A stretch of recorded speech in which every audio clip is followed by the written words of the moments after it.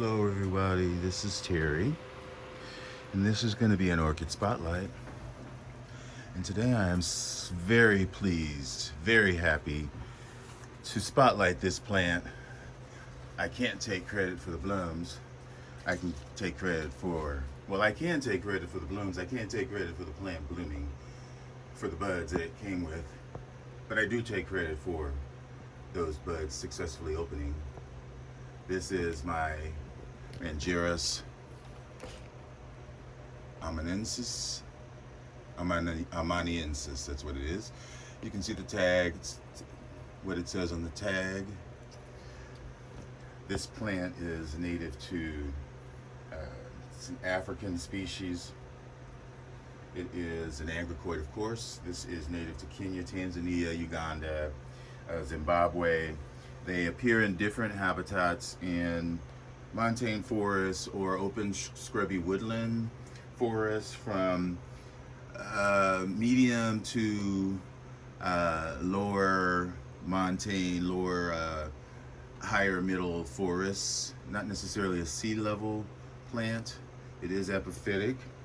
It's a hot to cool growing plant with a woody stem. It's Vanda-like growth habit. Produces numerous area roots, so it is best potted up in a media that is fast draining and more or less a pot that is open so that the roots can go out the bottom or where they need to go. Plant blooms in the spring and summer.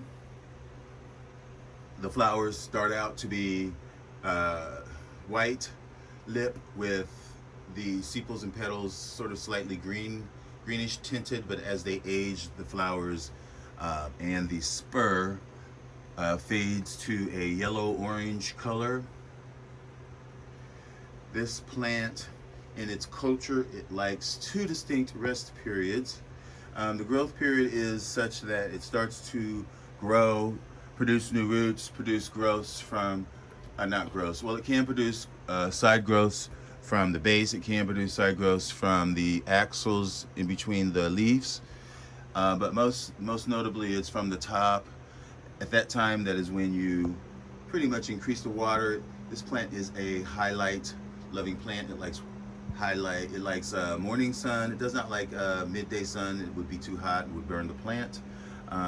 These plants in the summer are watered fairly frequently. They are watered at least once every other day. If the temperature gets to be too warm, then they are watered daily.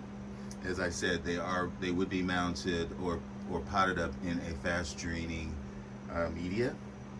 Now, when they stop their growth, perhaps midsummer, or their growths are still maturing, or not their growths, but their growth, you cut back on the water and give them a little bit of a rest period around October, September. Then you give them another burst of water and fertilizer up until November, December, and then you cut off everything and give them a hard rest, but not hard that they dry out for too long.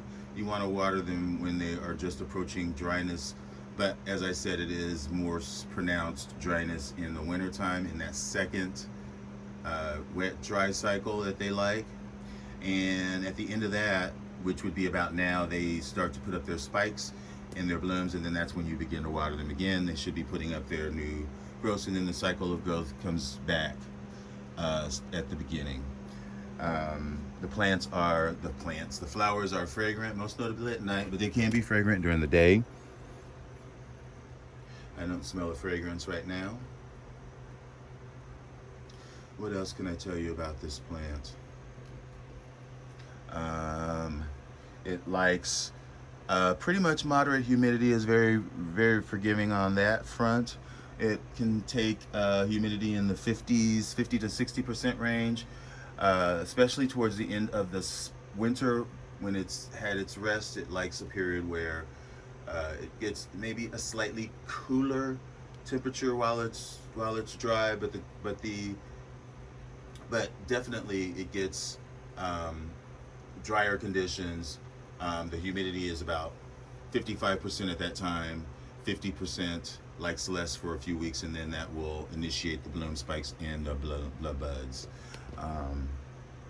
And that's pretty much the plant. So happy that I was able to get this thing to bloom. As I said, I had one of these years ago, but I did not know anything about the second dry cycle that it likes in the summer. Now I know. The plant that I had, I continued watering it on through, and it eventually rotted the roots and any new growth that it had produced while I had it. So that second rest at the end of summer, or at midsummer, July, August, September, for a few weeks, month, is crucial to the success of this plant, as that's how it is grown in nature. But anyway, thanks a lot for watching. And if you like videos like these, especially videos where I'm talking about Angracoids, because I do adore Angracoids, they are my favorite, but just orchids in general, make sure you subscribe and click the like button. And again, thanks for watching. Enjoy your orchids.